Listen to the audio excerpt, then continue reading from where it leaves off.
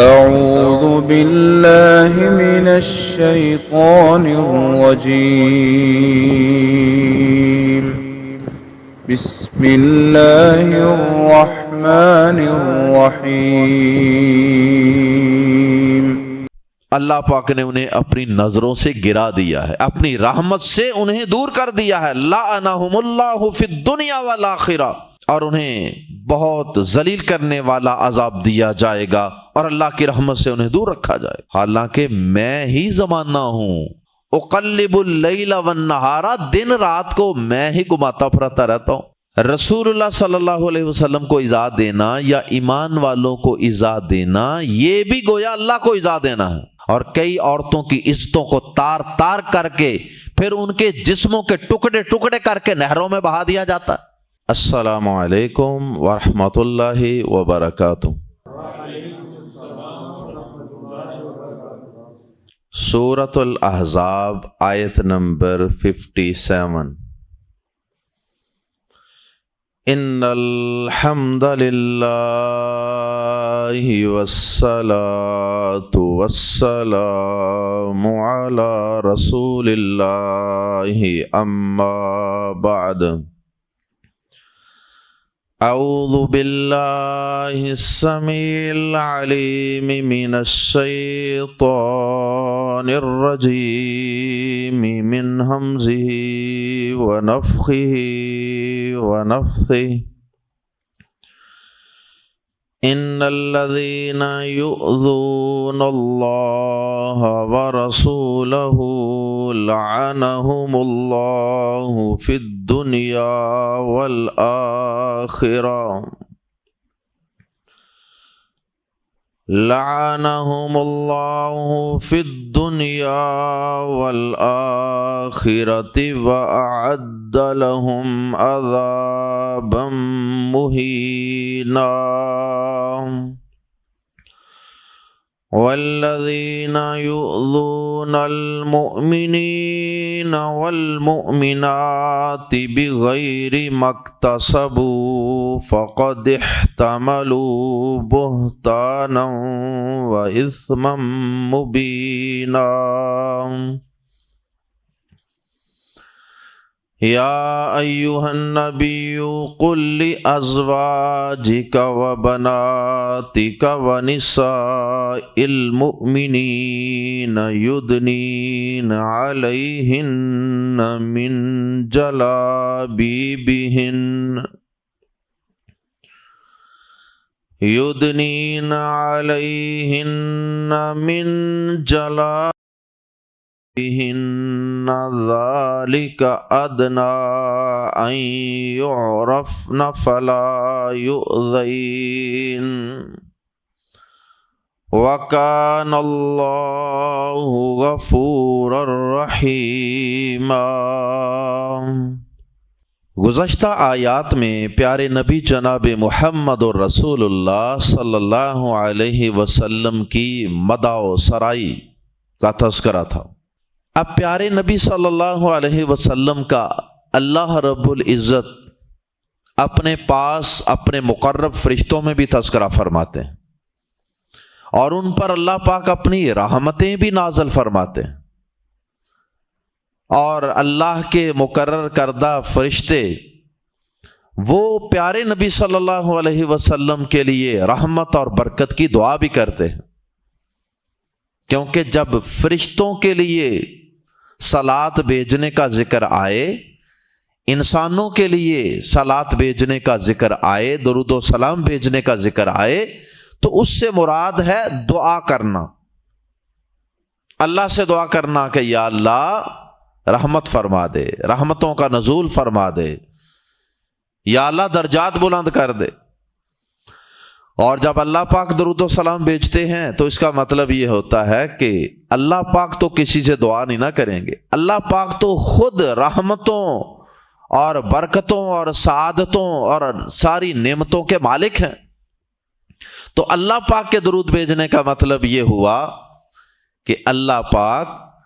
نبی پاک صلی اللہ علیہ وسلم پر اپنی رحمتوں کا نزول فرماتے ہیں، ان کا اپنے مقرب فرشتوں میں ذکر خیر فرماتے ہیں. تو گزشتہ آیات میں اسی بات کا تذکرہ تھا۔ اب قرآن مجید کا چونکہ ایک انداز ہے کہ قرآن مجید تصویر کے دونوں رخ دکھاتا ہے۔ اگر جنتیوں کا ذکر ہوگا ساتھ تھوڑا سا جہنمیوں کا بھی ذکر کر دیا جائے گا، اگر منافقین اور کفار کا ذکر ہوگا تو ساتھ تھوڑا سا ایمان والوں کا بھی ذکر ہو جائے گا۔ اب یہاں بھی ایسے ہی ہوا، چونکہ پیارے نبی صلی اللہ علیہ وسلم پر درود و سلام بھیجنے کا حکم دیا گیا ایمان والوں کو، کہ ایمان والے درود و سلام بھیجیں، اور وہ بھیجتے ہیں، اور اللہ پاک بھی ان کا ذکر خیر کرتے ہیں، فرشتے بھی ذکر خیر کرتے ہیں۔ تو اس کے ساتھ ہی تصویر کا دوسرا رخ دکھا دیا گیا، ان لوگوں کا تذکرہ کر دیا گیا جو پیارے نبی صلی اللہ علیہ وسلم کے خیر خواہ نہیں ہیں، آپ کی مدح سرائی اور آپ کی تعریف اور آپ کے لیے رحمت کی دعائیں کرنے کی بجائے وہ آپ کو ایذا دیتے، وہ آپ کے خلاف زبان درازی کا کوئی موقع ہاتھ سے نہیں جانے دیتے۔ یہ تصویر کا دوسرا رخ ہے، اور اس سے مراد منافقین ہیں جو پیارے نبی جناب محمد الرسول اللہ صلی اللہ علیہ وسلم کو ہر وقت ایذا، تکلیف، نقصان پہنچانے کی فکر میں رہتے تھے۔ اللہ اکبر۔ اور انہوں نے چونکہ اسلام کا لبادہ اوڑھا ہوا تھا، اس لیے اللہ پاک نے ان کا یہاں ذکر کر دیا، اور ساتھ ہی ان کے لیے سخت وعید کا اعلان بھی کر دیا۔ اور بات تو ہو رہی تھی رسول اللہ صلی اللہ علیہ وسلم کی، تو اللہ پاک نے رسول اللہ صلی اللہ علیہ وسلم کے ساتھ اپنا بھی ذکر کر دیا، گویا کہ یہ بتانے کے لیے کہ میرے رسول کو اگر تم کوئی تکلیف دیتے ہو تو وہ در حقیقت تم مجھے تکلیف دیتے ہو، میں اپنے رسول کے ساتھ کھڑا ہوں، اور وہ تکلیف تم در حقیقت ایمان والوں کو دیتے ہو، کیونکہ ایمان والے بھی پیارے نبی صلی اللہ علیہ وسلم کو تکلیف میں دیکھ کر تکلیف محسوس کریں گے، جو صحیح مخلص ایمان والے ہیں۔ اس لیے اللہ پاک نے یہاں اپنا بھی ذکر کر دیا رسول اللہ صلی اللہ علیہ وسلم کے ساتھ، اور ایمان والوں کا بھی ذکر کر دیا، اور ایذا پہنچانے والے، تکلیف پہنچانے والے، نقصان پہنچانے والوں پر اللہ رب العزت نے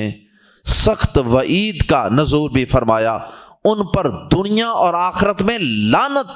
اور بہت رسوا کن اور ذلیل کر دینے والے عذاب کی وعید بھی سنائی ہے۔ آئیے قرآن مجید کے الفاظ میں پڑھتے ہیں، ان الذین، بے شک وہ لوگ جو یؤذون، تکلیف پہنچاتے ہیں، ایذا، تکلیف، اللہ، اللہ کو، ورسولہ، اور اس کے رسول کو صلی اللہ علیہ وسلم۔ انسانوں کی تکلیف تو ہم جانتے ہیں کہ کیسی ہوتی ہے، اذیت۔ اب اللہ پاک کو ایذا کیسے پہنچتی ہے، اس کی صحیح کیفیت اللہ پاک ہی بہتر جانتے ہیں۔ کیا اس سے مراد اللہ تعالیٰ کی ناراضی ہے، یا کیا چیز ہے اور کیا کیفیت ہے اس کی؟ بہرحال یہ قرآن مجید کی آیت سے اور احادیث سے یہ بات تو بالکل واضح ہے کہ اللہ کو بھی ایذا پہنچتی ہے۔ ان الذین یؤذون اللہ، بے شک وہ لوگ جو تکلیف پہنچاتے ہیں، ایذا پہنچاتے ہیں اللہ کو، ورسولہ، اور اس کے رسول کو، لعنہم اللہ، لعنا، لعنت کی، ہم ان پر، اللہ، اللہ نے، لعنہم اللہ، ان پر اللہ نے لعنت کی ہے، فی الدنیا والآخرہ، دنیا اور آخرت میں۔ دنیا میں بھی وہ اللہ کی رحمت سے دور ہیں، دتکار دیے گئے ہیں، اللہ کی رحمت سے دور کر دیے گئے ہیں۔ لعنت کا یہی معنی ہوتا ہے، اللہ کی رحمت سے دور ہو جانا۔ اللہ پاک نے انہیں اپنی نظروں سے گرا دیا ہے، اپنی رحمت سے انہیں دور کر دیا ہے۔ لعنہم اللہ فی الدنیا والآخرہ، اللہ نے ان پر دنیا اور آخرت میں لعنت فرمائی ہے، لعنت کی ہے۔ وَأَعَدَّ، اور اس نے تیار کر رکھا ہے یا تیار کیا ہے، لہم، ان کے لیے، ایذا پہنچانے والوں کے لیے، عذاباً، عذاب، سزا، پنشمنٹ، مہینا، ذلیل کرنے والا، اور ان کے لیے ذلیل کرنے والا عذاب تیار کیا ہے۔ اللہ اکبر۔ دنیا میں بھی ذلت و خواری ان کا مقدر بنے گی جو اللہ اور اس کے رسول صلی اللہ علیہ وسلم کے خیر خواہ نہیں ہیں، جو اللہ اور اس کے رسول کو ایذا اور تکلیف پہنچاتے ہیں، اور آخرت میں بھی وہ ذلیل و رسوا ہوں گے اور انہیں بہت ذلیل کرنے والا عذاب دیا جائے گا اور اللہ کی رحمت سے انہیں دور رکھا جائے گا۔ اب تھوڑی سی یہ بات سمجھ لیں کہ اللہ اور اس کے رسول کو ایذا دینے کی کیا صورتیں ہو سکتی۔ ایک صورت تو یہ ہو سکتی ہے اللہ کو ایذا دینے کی جو سب سے معروف صورت ہے، اور وہ ہے اللہ کے ساتھ کسی کو شریک ٹھہرانا۔ اللہ کے ساتھ کسی کو جب ہم اس کا پارٹنر، ساجی، شریک، ہمسر قرار دیتے ہیں تو اللہ تعالیٰ کو گویا کہ ہم ایذا پہنچاتے ہیں۔ جیسے یہودیوں نے کہا کہ عزیر علیہ السلام اللہ کے بیٹے ہیں، جیسے عیسائیوں نے کہا کہ عیسیٰ علیہ السلام اللہ کے بیٹے ہیں، جیسے مشرکین نے بتوں کو اور دیگر چیزوں کو اللہ کا شریک قرار دیا۔ صحیح بخاری میں حدیث ہے، کتاب التوحید میں، پیارے نبی صلی اللہ علیہ وسلم بیان فرماتے ہیں کہ اللہ تعالیٰ سے زیادہ تکلیف دہ بات سن کر صبر کرنے والا کوئی نہیں، اللہ تعالیٰ سے بڑھ کر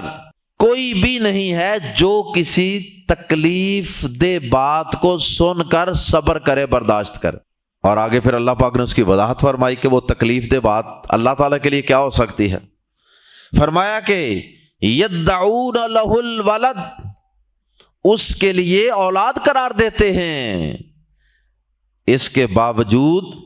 فرمایا ثم یعافیہم ویرزقہم، اس کے باوجود بھی اللہ پاک انہیں عافیت اور صحت بھی دیتا ہے اور رزق بھی دیتا ہے۔ یہ صبر و برداشت ہے نا، کہ ایک بندہ اللہ کے ساتھ ٹکے ٹکے کی چیزوں کو،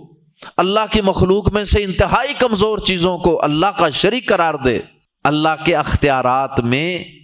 اس کا حصے دار اور ہمسر قرار دے، اور اللہ پاک اس کے باوجود اسے عافیت بھی دے رہے ہیں، اسے صحت بھی دے رہے ہیں، آکسیجن بھی دے رہے ہیں، زندگی بھی دی ہوئی ہے، اور اللہ پاک اسے رزق بھی دے رہے ہیں اور بے شمار نعمتیں۔ تو اس حدیث سے بھی معلوم ہوا کہ اللہ کو اذیت اور ایذا دینا، تکلیف دینا،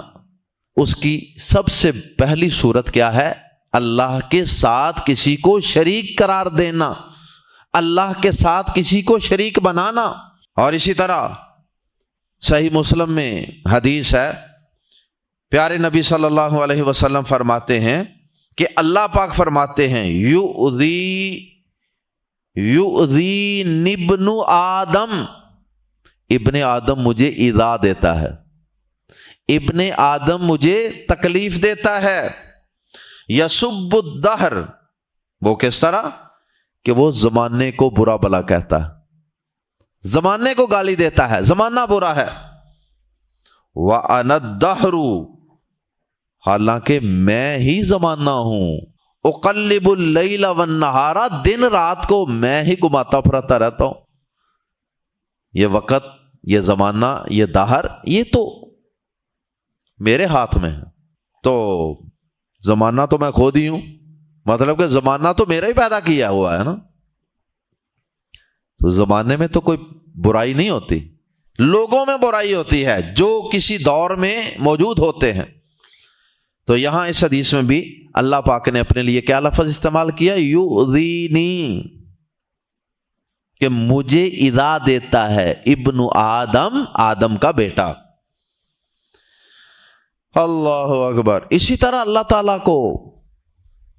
اذا دینے کی ایک صورت یہ ہے کہ اللہ کی گستاخی کی جائے، اللہ کی شان میں کوئی گستاخی کا جملہ بولا جائے، اور اسی طرح اللہ کو اذا دینا یہ بھی ہے کہ اللہ کے حرام کردہ کاموں کا ارتکاب کیا جائے۔ اللہ تعالیٰ نے مثلا سود کو بدترین گناہ قرار دیا ہے، اس کے باوجود انسان ڈنکے کی چوٹ پر ڈٹا رہے، سود لیتا رہے، دیتا رہے، سودی کاروبار کرتا رہے۔ اللہ اکبر۔ اسی طرح رسول اللہ صلی اللہ علیہ وسلم کو اذا دینا، جیسا کہ میں نے پہلے عرض کیا، یہ اللہ کو اور ایمان والوں کو اذا دینا بھی ہے۔ جو رسول اللہ صلی اللہ علیہ وسلم کو اذا دیتا ہے براہ راست، ایک تو وہ ہے نا، ایک وہ ہے جو ایمان والوں کو اذا دیتا ہے۔ تو اللہ کو اذا دینا، رسول اللہ صلی اللہ علیہ وسلم کو اذا دینا یا ایمان والوں کو اذا دینا، یہ بھی گویا اللہ کو اذا دینا ہے۔ اللہ تعالیٰ کو اس وقت بھی اذا پہنچتی ہے جب ہم اللہ کے رسول کو اذا دیتے ہیں، جب ہم کسی اللہ کے ایمان والے بندے کو یا بندی کو اذا دیتے ہیں۔ جس طرح صحیح بخاری میں حدیث ہے کہ کعب بن اشرف جو تھا وہ رسول اللہ صلی اللہ علیہ وسلم اور ایمان والوں کے خلاف بڑی بکواس کرتا رہتا تھا، بڑے غلط قسم کے کومنٹس کرتا تھا۔ کعب بن اشرف یہودی تھا، اس کا بہت بڑا قلعہ تھا ایک جس کے اندر وہ رہتا تھا۔ رسول اللہ صلی اللہ علیہ وسلم نے صحابہ کرام سے کہا کہ من للکعب بن اشرف، من للکعب بن الاشرف، کعب بن اشرف کو قتل کون کرے گا؟ آپ نے ٹارگٹ دیا کہ کون اس کو قتل کرے گا، اور ساتھ آپ نے وجہ یہ بیان فرمائی فَإِنَّهُ قَدْ آذَى اللَّهَ وَرَسُولَهُ، اس لیے کہ اس نے اللہ اور اس کے رسول کو اذا دی ہے۔ اذا وہ کس کو دیتا تھا؟ رسول اللہ صلی اللہ علیہ وسلم کو، ایمان والوں کو، ان کے خلاف بکواس کرتا تھا۔ لیکن اللہ کے رسول کیا فرما رہے ہیں کہ اس نے اذا دی ہے اللہ اور اس کے رسول کو۔ اگر کوئی اللہ کے رسول صلی اللہ علیہ وسلم کی شان اقدس میں گستاخی کرے گا، آپ کو اذیت اور ایذا پہنچائے گا، تو اللہ پاک بھی اس سے اذیت اور ایذا محسوس کریں گے، تو وہ گویا کہ اللہ کو بھی ایذا پہنچانا ہے۔ اسی طرح رسول اللہ صلی اللہ علیہ وسلم کو ایذا پہنچانے کی کیا صورتیں ہو سکتی ہیں؟ آپ کو جھٹلا دیا جائے کہ آپ اللہ کے سچے نبی نہیں ہیں، اسی طرح آپ پہ جو تعلیمات اللہ تعالی نے اتاری ہیں ان کا انکار کر دیا جائے، آپ کی مخالفت کی جائے، اور پھر آپ کی نافرمانی کی جائے۔ آپ جس کام کو کرنے کا حکم دیں اسے انسان نہ کرے، اور جس سے روکیں انسان وہ کرے، یہ بھی ایذا دینا ہی ہے۔ جس طرح کے جامع ترمذی میں حدیث ہے، پیارے نبی صلی اللہ علیہ وسلم فرماتے ہیں کہ مجھے اللہ تعالیٰ کے بارے میں ڈرایا گیا اتنا کہ کسی کو اتنا نہیں ڈرایا گیا، اور مجھے اللہ کی خاطر ایذا دی گئی اتنی کہ کسی کو اتنی ایذا نہیں دی گئی۔ اللہ کی خاطر مجھے ایذا دی گئی۔ اب ان ایذاؤں میں کئی صورتیں ہیں، جیسے مکہ کے اندر لوگ آپ کو کاہن کہہ دیتے، آپ کو ساحر کہہ دیتے، جادوگر کہہ دیتے، اور پھر کبھی آپ کا مذاق اڑاتے، کبھی آپ کے اوپر آپ نماز پڑھ رہے ہوتے اور آپ کے اوپر اونٹ کی اوجڑی لا کے رکھ دی جاتی، اور اسی طرح آپ کے گلے میں چادر ڈال کے آپ کے گلے کو گھونٹنے کی کوشش کی گئی۔ اسی طرح شعب ابی طالب میں آپ کا محاصرہ کیا گیا 3 سال تک، اور اسی طرح اہل طائف کا آپ کے ساتھ بدسلوکی کرنا، آپ کو پتھر تک مارے گئے۔ اللہ اکبر۔ اور اسی طرح مدینہ منورہ میں جب آپ تشریف لے گئے تو وہاں جو منافقین اور یہودی تھے وہ آپ کے خلاف بد زبانی کرتے تھے۔ اس لیے پیارے نبی صلی اللہ علیہ وسلم فرماتے ہیں کہ مجھے جتنی ایذا دی گئی ہے کسی کو اتنی ایذا نہیں دی گئی۔ اور پھر اسی طرح آپ کو ایذا دینے کی ایک صورت یہ بھی ہے کہ آپ کی ازواج مطہرات پر بہتان لگا دیا جائے، جیسے حضرت عائشہ پر لگایا گیا تھا۔ آپ کو ایذا دینے میں یہ بھی آتا ہے کہ آپ کی بیویوں کے متعلق کوئی زبان کھول لے اور ان پر طعن و تشنیع کرے، یا آپ کے پیارے صحابہ ابو بکر و عمر عثمان و علی رضی اللہ تعالی عنہم پر کوئی زبان درازی کرے، یا پھر آپ کے دیگر اہل بیت پر کوئی زبان درازی کرے۔ یہ سب چیزیں آپ کو ایذا دینے والی ہیں، اور ایسے لوگوں کے متعلق اللہ پاک نے فرمایا کہ لعنہم اللہ فی الدنیا والآخرہ وأعد لہم عذابا مہینا،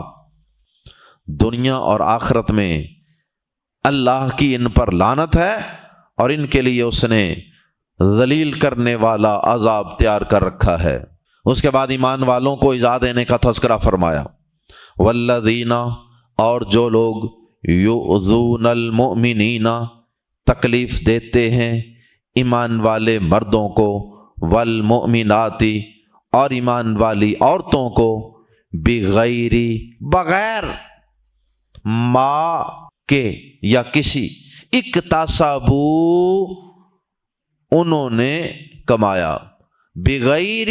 مکتسبو، بغیر اس کے جو انہوں نے کمایا، یعنی بغیر کسی گناہ کے، بغیر کسی جرم کے۔ ایمان والے مردوں اور ایمان والی عورتوں کو بغیر کسی گناہ کے، بغیر کسی جرم کے تکلیف دیتے ہیں، ایک کام انہوں نے کیا ہی نہیں ہوتا اور ان پر بہتان لگا دیتے ہیں، جیسا کہ آگے اللہ پاک نے ذکر فرمایا، فقد، تو یقیناً، احتملوا، قد کی دال پر جزم تھی، آگے ملانے کے لیے دال کے نیچے زیر لگائی گئی، فقد احتملوا، تو یقیناً انہوں نے، احتملوا اٹھایا، حمل ہوتا ہے نا بوجھ اٹھانا، احتملوا انہوں نے اٹھایا، بہتانن، بڑے بہتان کا بوجھ، احتملوا انہوں نے بوجھ اٹھایا، احتملوا، فقد احتملوا، تو یقیناً انہوں نے بوجھ اٹھایا، بہتانن، تنوین کی وجہ سے ہم ترجمہ کر رہے ہیں بڑے بہتان کا، وَإِثْمًا مُبِينًا، اور واضح صریح گناہ کا، تو انہوں نے بڑے بہتان اور واضح گناہ کا بوجھ اٹھایا، یعنی یہ کوئی چھوٹا جرم نہیں ہے، کسی مومن مرد یا کسی مومنہ عورت کو کسی بھی طریقے سے ایذا پہنچائی جائے۔ مثال کے طور پہ کسی شخص کے آگے سے آپ کھانا کھاتے ہیں، اس کا حق مار لیتے ہیں، یا بھائی آج کل جس طرح بہنوں کا حصہ کھا جاتے ہیں، اسی طرح سے کسی مومن کو گالی دے دی جاتی ہے، کسی مومن کے کردار پر انگلی اٹھا دی جاتی ہے کہ یہ یوں ہے، اس طرح ہے، حالانکہ ایسی کوئی بات ہی نہیں ہوتی۔ تو ایمان والے مردوں اور ایمان والی عورتوں کو بغیر کسی شرعی عذر کے ایذا دینا، تکلیف پہنچانا، یہ گویا کہ ایسے ہی ہے جیسے بہت بڑا بہتان کا گناہ کسی نے اپنے اوپر اٹھا لیا اور بڑے واضح گناہ کا بوجھ کسی نے اٹھا لیا۔ چونکہ بہتان جو ہے نا، اس کو بطور مثال یہاں بیان کر دیا گیا، کیونکہ بہتان بھی بہت بڑا گناہ ہے نا۔ نبی صلی اللہ علیہ وسلم نے اس کی وضاحت بھی فرما دی، فرمایا غیبت وہ ہے کہ جو تو اپنے بھائی کا اس کی غیر موجودگی میں ذکر کرے کہ اگر اس کو پتہ چلے تو ناگوار گزرے، اور وہ گناہ یا جرم یا خامی اس میں موجود بھی ہو تو یہ غیبت ہے۔ اور اگر وہ، صحابہ نے پوچھا، اگر وہ چیز اس کے اندر موجود ہو تو پھر فرمایا پھر تو غیبت ہے، اور اگر اس کے اندر وہ جرم یا گناہ موجود ہی نہیں تو پھر وہ بہتان ہے، جو اس کے اندر چیز موجود ہی نہیں ہے۔ سورۃ الممتحنہ کی آیت نمبر 12 میں اللہ پاک نے باقاعدہ نبی پاک صلی اللہ علیہ وسلم کو ایمان والے مردوں سے، عورتوں سے جو بیعت لینے کا حکم دیا کہ آپ ان سے بیعت لیں، خصوصاً عورتوں سے، تو وہاں جن جن چیزوں پر بیعت لینے کا حکم ہے کہ چوری نہیں کرنی، شرک نہیں کرنا، بدکاری نہیں کرنی، ان میں ایک چیز یہ بھی ہے کہ بہتان نہیں لگانا کسی پر۔ اللہ اکبر، کتنی اہم چیز ہے بہتان، کہ اللہ پاک نے باقاعدہ اپنے نبی کو حکم دیا کہ ایمان لانے والی عورتوں سے آپ ان چیزوں پر بیعت لیں کہ یہ کسی پر ناحق، یعنی اس نے کوئی کیا نہیں تو یہ اس پر ناحق بہتان نہیں لگائیں گے۔ اللہ اکبر۔ اس کے بعد اللہ پاک نے مسلمانوں کو ایذا دینے، اللہ اور اس کے رسول کو ایذا دینے کی وعید بیان کرنے کے بعد اب مسلمان عورتوں کو ایذا سے بچنے کے لیے ایک حکم دیا ہے کہ تم ایذا سے بچنے کے لیے پردے کے احکامات پر عمل کرو تاکہ تم زیادہ سے زیادہ ان کی شرارتوں سے، سازشوں سے اور ایذاؤں سے اور بہتانوں سے بچ سکو۔ یا ایھا النبی، اے نبی صلی اللہ علیہ وسلم، قل کہہ دیجئے، لی ازواجکا، اپنی بیویوں سے، و بناتکا، اور اپنی بیٹیوں سے، و نساء المؤمنین، اور مومنوں کی عورتوں سے، ایمان والوں کی عورتوں سے، یعنی مومنوں کی ماؤں سے، بہنوں سے، بیٹیوں سے، بیویوں سے، بہوؤں سے، سب سے کہہ دیجئے یدنینا، کہ وہ لٹکا لیا کریں، علیہن، اپنے اوپر۔ یدنینا کا ادنا یدنی کا معنی ہوتا ہے قریب کرنا، اور اس کے اوپر چونکہ آگے 7 لفظ آ گیا الا کی پریپوزیشن، یدنینا علیہن، اپنے اوپر سے قریب کر لیا کریں، اور اس کا سادہ ترجمہ کہ لٹکا لیا کریں، علیہن، اپنے اوپر سے لٹکا لیا کریں، اپنے آپ پر لٹکا لیا کریں، من جلابیبہن، کپڑے، اپنی چادریں، بلکہ من کی وجہ سے ترجمہ کریں گے چادروں کا کچھ حصہ، ساری چادر ہی تو اگر ہی نہ لٹک جانی، کچھ چادر تو تمہارے پیچھے بھی رہے گی نا، جسم کے اوپر بھی رہے گی، تو چادروں کا کچھ حصہ وہ اپنے اوپر لٹکا لیا کریں۔ اللہ اکبر۔ تو اپنے اوپر سے لٹکا لیا کریں کا مطلب یہ ہے کہ چہرے کا پردہ، جب آپ اوپر سے لٹکائیں گے تو چہرے پر ہی لٹکے گے چادر۔ پردے کے احکامات کو مزید سمجھنے سے پہلے آیت مبارکہ کے آغاز پہ غور کیجیے کہ اللہ پاک نے یہ حکم دیا کن کو ہے۔ یہ پردے کا حکم صرف 3 قسم کی عورتوں کے لیے ہے۔ اب ہر عورت دیکھے کہ میرا ان 3 عورتوں میں، 3 قسموں میں شمار ہوتا ہے یا نہیں ہوتا۔ اگر ہوتا ہے تو پردہ کر لے، اگر ان تینوں میں اس کا کہیں بھی شمار نہیں ہوتا تو چاہے وہ پردہ نہ کرے، وہ آزاد ہے۔ نمبر 1، اے نبی صلی اللہ علیہ وسلم کہہ دیجیے اپنی بیویوں سے، ہر ایمان والی عورت، ہر عورت دیکھے گی کہ کیا وہ نبی کی بیوی ہے تو اس پہ یہ حکم لگے گا۔ وَبَنَاتِكَ، اور اپنی بیٹیوں سے،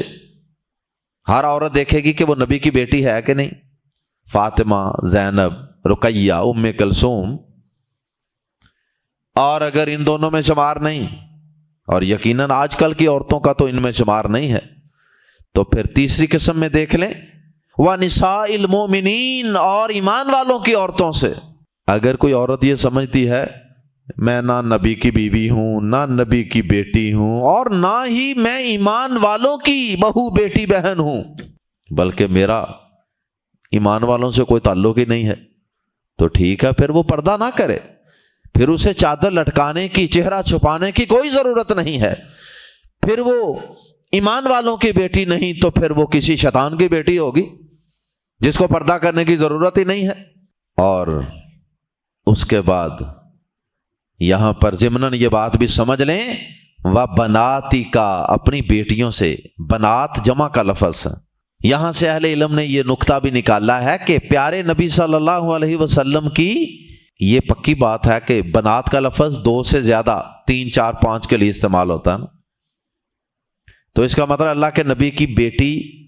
1 بھی نہیں تھی، 2 بھی نہیں تھی، اس سے زیادہ ہی تھیں، کیونکہ بعض لوگ کہتے ہیں کہ آپ کی صرف 1 ہی بیٹی تھی، حضرت فاطمہ، تو اگر 1 ہی بیٹی ہوتی تو پھر اللہ پاک وہ بنتی کا کہتے اور اپنی بیٹی سے کہہ دیجیے، اس کا مطلب ہے کہ آپ کی بیٹیاں زیادہ تھیں، اور وہ 4 بیٹیاں تھیں جن کا نام ابھی میں نے ذکر کیا۔ تو بہرحال کرنا کیا ہے؟ نبی کی بیویوں نے، بیٹیوں نے، ایمان والی عورتوں نے، اے نبی ان سب کو کہہ دیجئے یدنین علیہن من جلابیبہن، وہ اپنی چادروں کا کچھ حصہ اپنے آپ پر لٹکا لیا کریں، گھونگھٹ نکال لیا کریں، چہرہ چھپا لیا کریں۔ اور عبداللہ بن عباس رضی اللہ تعالی عنہ نے اس کی وضاحت یہ فرمائی، کہتے ہیں کہ اللہ تعالیٰ نے مومنوں کی عورتوں کو حکم دیا کہ جب وہ کسی ضرورت کے لیے گھر سے نکلیں تو اپنے چہرے کو اپنے سروں کے اوپر سے بڑی چادروں سے ڈھانپ لیا کریں، اور وہ کہا کرتے تھے اور ایک آنکھ سائیڈ سے تھوڑی سی کھلی رکھ لیا کر دیکھنے کے لیے۔ اور سنن نبی داؤد میں حدیث ہے کہ ام سلمہ پیارے نبی صلی اللہ علیہ وسلم کی زوجہ محترمہ فرماتی ہیں کہ جب یہ آیت اتری نا یدنین علیہن من جلابیبہن، تو کہتی ہیں کہ انصار کی عورتیں اس طرح گھروں سے جب نکلتی باہر تو اس طرح نکلیں جیسے ان کے سروں پر سیاہ چادروں کی وجہ سے کوے بیٹھے ہوئے، یعنی ایمان والی عورتوں نے اس طرح فوری طور پہ اس آیت پر عمل کرتے ہوئے اپنے سروں کے اوپر سے کالی چادریں لٹکا لی، اور دیکھنے والے کو ایسا لگتا ہے جیسے کچھ سروں پر کوے بیٹھے ہیں۔ مراد یہ ہے کہ فوری طور پہ اللہ کے حکم پر عمل کر لیا اور اپنے سروں کے اوپر سے چادریں چہروں کے آگے لٹکا لی۔ بہرحال ہر دور کے اندر یہ حجاب کرنے کا جو لباس ہے یہ بدلتا رہتا ہے، تو کسی بھی قسم کا لباس ہو مقصد ہے چہرے کو چھپانا۔ اللہ اکبر۔ آگے فرمایا ذالک ادنی، یہ زیادہ قریب ہے، اس سے زیادہ چانسز ہیں، ان یعرفنا، کہ وہ پہچانی جائیں، فلا، پس نہ، یؤذین، انہیں تکلیف پہنچائی جائے، انہیں ایذا نہ دی جائے۔ پیچھے ذکر ہوا تھا نا اللہ اس کے رسول اور ایمان والوں کو ایذا دینے کا، تو اب ایمان والی عورتوں کو ایذا سے بچانے کے لیے اور منافقین کی گندی نظروں سے بچانے کے لیے شرم و حیا اور پردے کا حکم دیا گیا، اور ساتھ کہا